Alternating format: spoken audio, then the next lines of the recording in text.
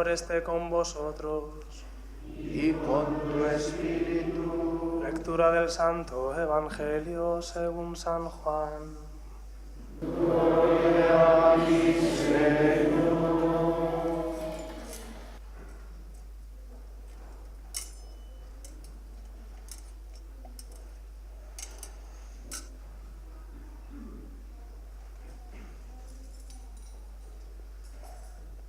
Antes de la fiesta de la Pascua, sabiendo Jesús que había llegado su hora de pasar de este mundo al Padre, habiendo amado a los suyos que estaban en el mundo, los amó hasta el extremo. Estaban cenando. Ya el diablo había suscitado en el corazón de Judas, hijo de Simón Iscariote, la intención de entregarlo.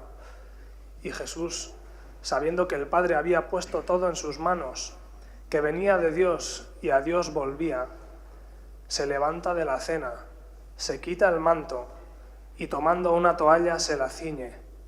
Luego echa agua en la jofaina y se pone a lavarles los pies a los discípulos, secándoselos con la toalla que se había ceñido. Llegó a Simón Pedro y éste le dice: «Señor, ¿lavarme los pies tú a mí?» Jesús le replicó: «Lo que yo hago tú no lo entiendes ahora, pero lo comprenderás más tarde». Pedro le dice: «No me lavarás los pies jamás». Jesús le contestó: «Si no te lavo, no tienes parte conmigo». Simón Pedro le dice: «Señor, no solo los pies, sino también las manos y la cabeza». Jesús le dice: «Uno que se ha bañado no necesita lavarse más que los pies, porque todo él está limpio. También vosotros estáis limpios, aunque no todos». Porque sabía quién lo iba a entregar, por eso dijo: «No todos estáis limpios». Cuando acabó de lavarles los pies, tomó el manto, se lo puso otra vez y les dijo: «¿Comprendéis lo que he hecho con vosotros? Vosotros me llamáis el Maestro y el Señor, y decís bien porque lo soy. Pues si yo, el Maestro y el Señor, os he lavado los pies, también vosotros debéis lavaros los pies unos a otros. Os he dado ejemplo para que lo que yo he hecho con vosotros, vosotros también lo hagáis».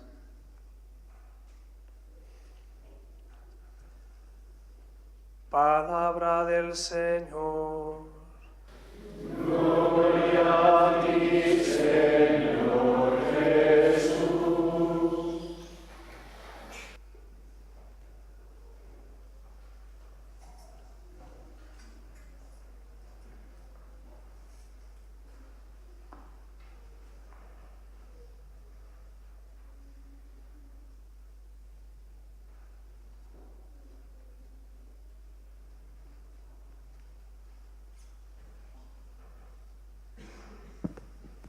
Sentaos.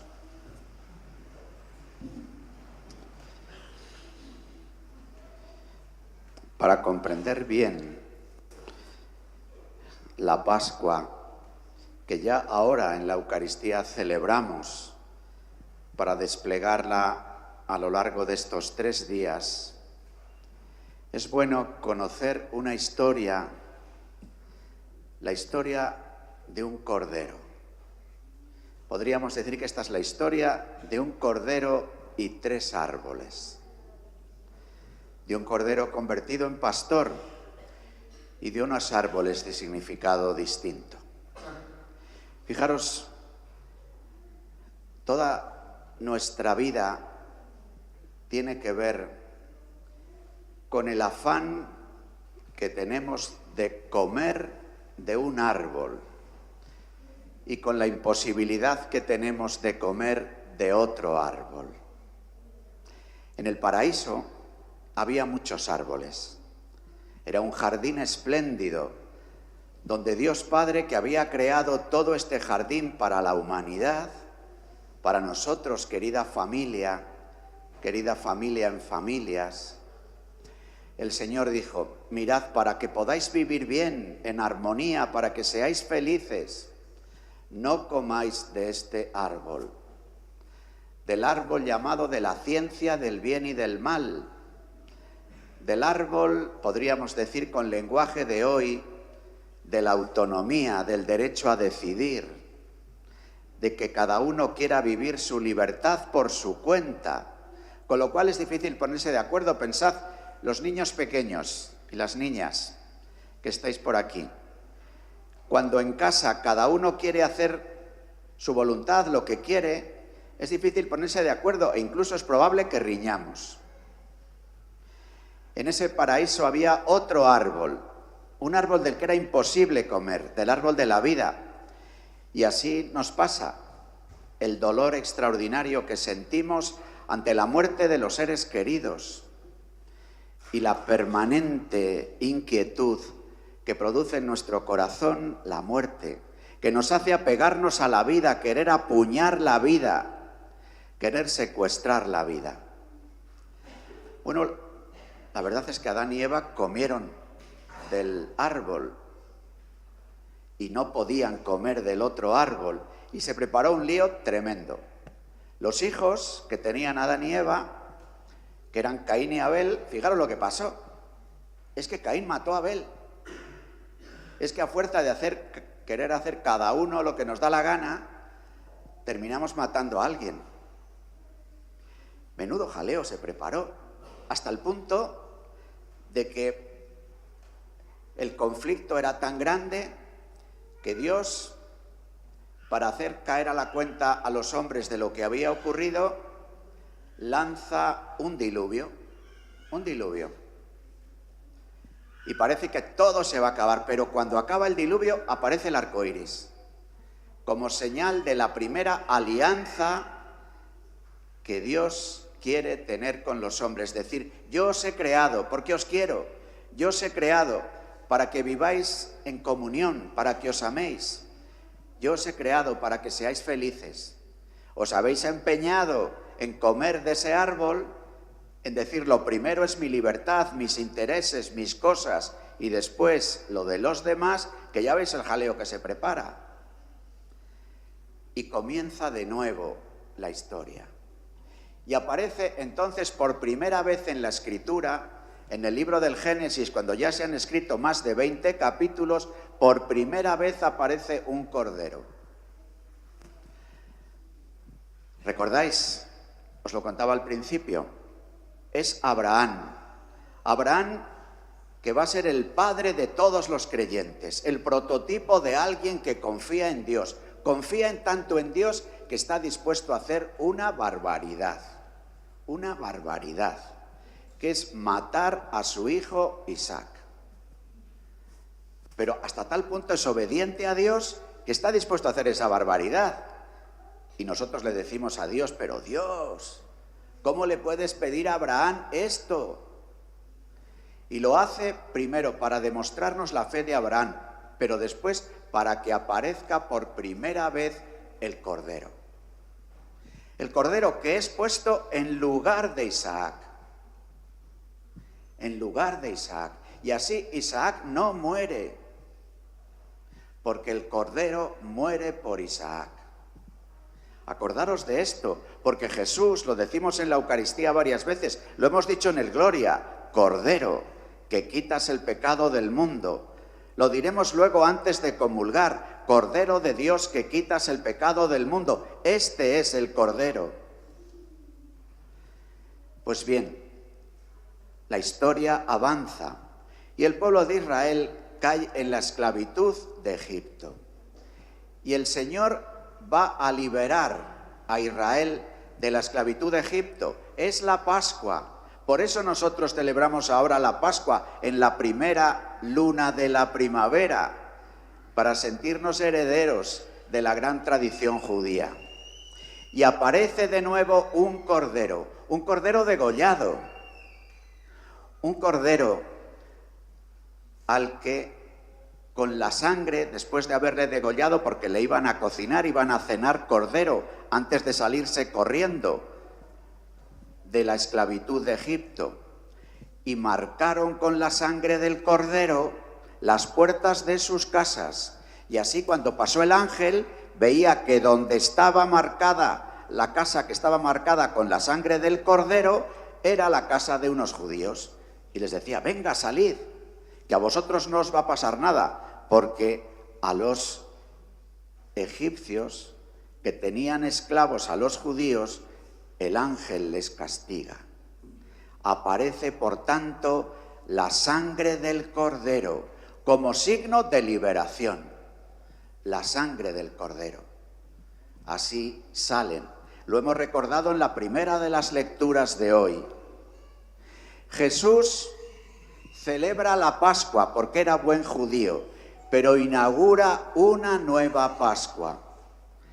Va a ser Él el que con su sangre, como si de un cordero se tratara, nos libra del pecado y de la muerte, dando la vida por nosotros. Lo hemos recordado en la segunda de las lecturas. Y el Cordero vuelve a aparecer en la Biblia en el último libro. ¿Sabéis cómo se llama el último libro de la Biblia? El primero es el Génesis, y ahí aparecía el Cordero. ¿Cómo se llama el último libro de la Biblia? Apocalipsis, ¡qué bien! Pues en el último libro de la Biblia y en el último capítulo de la Biblia, en el 22 de Apocalipsis, vuelve a salir el Cordero. Ya había salido en el capítulo 13, cuando el Cordero pelea con el dragón de las 7 cabezas, el dragón y las 2 bestias, y el Cordero vence al dragón y a las 2 bestias. Es el mismo Cordero que en el 5 de Apocalipsis está sentado sobre el libro de la historia y rompe los 7 sellos. Los 7 sellos que parecían tener cerrada la historia. Porque claro, si no podemos comer del árbol de la vida, si todos nos vamos a morir, la vida va a terminar en el cementerio, la vida va a estar cerrada completamente.